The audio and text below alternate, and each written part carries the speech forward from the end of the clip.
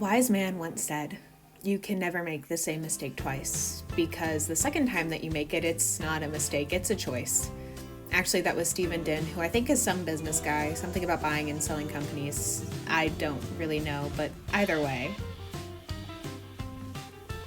Like every other character artist, anime-loving, writing, tired, depressed young adult during the pandemic, I started a webtoon, The Beasts of Amity Bluff. Yeah, I guess I need to point out that this wasn't my first. I did have a comic called My Life in Comics with several shorts documenting some of the funny experiences my friends and I had in that first year and a half of college. It was poorly drawn, but entertaining enough, and if nothing else, it made my friends and I giggle. However, I knew my creative spark lied elsewhere, so I came up with an unfleshed out, bare bones, thrown together with acrylic paint and the wet pages of a thrifted Stephen King novel idea. I believe that my exact comment when I made the announcement on my original comic was that drawing and writing about my own life took some of the escapism out of my art. But boy, did I have a storm coming. So, after 2 or 3 months of shallow prep work that was mostly just getting the first 3 episodes in order in a small buffer, I published in September of 2020. And by all accounts, I was relatively successful. I don't want to diminish the quality of my old work because of the dumpster fire that I knew was going on in the background. I had no plan. Well, I had a vague plan, but quickly realized that worked great for pantsing a novel, where a page may take an hour to write and polish, so it doesn't really matter if the information becomes arbitrary to the overall plot. However, for a comic that takes 40 to 60 hours per episode, filler is basically impossible when you're one creator. And then you don't know exactly where you're headed. Yeah. It grew much bigger than my original estimate or blind guess that The Beast of Amity Bluff would be around 120 episodes. Could it have been if I put in the prep work? Maybe. But a horror thriller romance focused on such big themes like the fear of the unknown and growing up and the sins of the father, with such a large cast, I doubt that I could have fit it in that amount of episodes. I went too big. Period. I didn't even finalize a plan for season 1 and its ending until I think I was drawing episode 34 or 35. Something ridiculous like that. And I had plans for season 3, but a lot of nothing for season 2. I basically set myself up for failure here, truly. And then I graduated college, moved, got a big girl job, entered the contest, and burned out so hard I was convinced I would never draw again, let alone tackle a comic. I was done. And I was so relieved to have that stress off of my shoulders. My time away. I started self-care. I started exercising again, going to therapy regularly, and overall just being gentle with myself. I hadn't realized how much I had actually neglected my health while I was making the comic, while also going to school and working a relatively demanding job. I also suffered several major blows in my life during this time. I'm not going to go into the gory details, but if I have to go to another funeral anytime soon, I might rip my own hair out.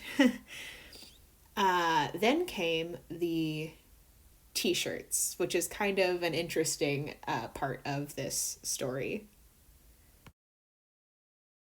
So I have a big girl job at a university that I will not name in a small town that I will not disclose, and the office that I work in hasn't had shirts in several years.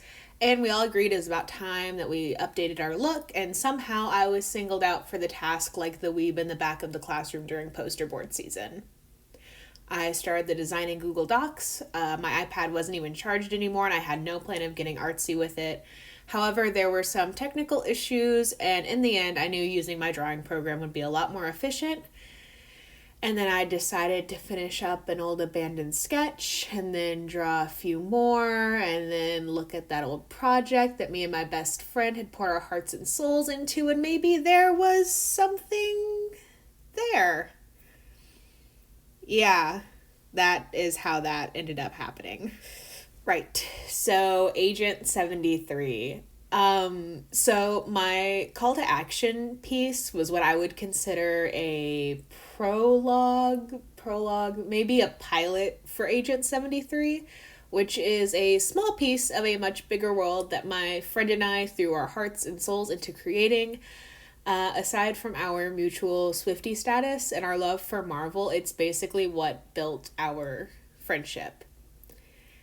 And when the itch to do something more for it came, I nearly fell apart, which sounds dramatic, but I really did spiral. Obviously, that involved other stressors in my life, but this was at the time like a major contributing factor. So, one night after I ran until my leg muscles were tighter than the anxiety bubble in my chest, I finally texted my friend and I said, I think I need to do this. I understand if you don't like it or don't want to be involved, but I think there's genuinely something here. So we got on a call that night and started ironing out some of the details. During my little break, I'd been doing some writing and was trying to adapt this section of our story into a novel, and there were just pieces that weren't working. But using that, we were off to the races. Right now, my plan is to script the whole series, which will be about the length of a season, and then really start drawing. I want it to stay between 25 to 30 episodes, and I want to take my time on assets and character sheets and really just enjoy it. I went into the Beasts of Amity Bluff so sure that it would be the next big thing and that I would make money and get famous and whatever, and I don't really feel that way anymore. I'd never post about Agent 73 who's named. I'm tempted to change to something else, but I don't want to reveal that just yet because I haven't made a decision. And I would be happy to just keep it between my best friend and I would be totally content. But I do like these characters and I find them compelling, and I think that there's a little part of all of us that would want to share these precious pieces of our brain, especially when we have done it in the past. So why am I doing this on YouTube? Honestly, who knows? You can call it a video diary, a how-to guide from someone who's already screwed it up, a fun podcast to draw to, screaming into the void.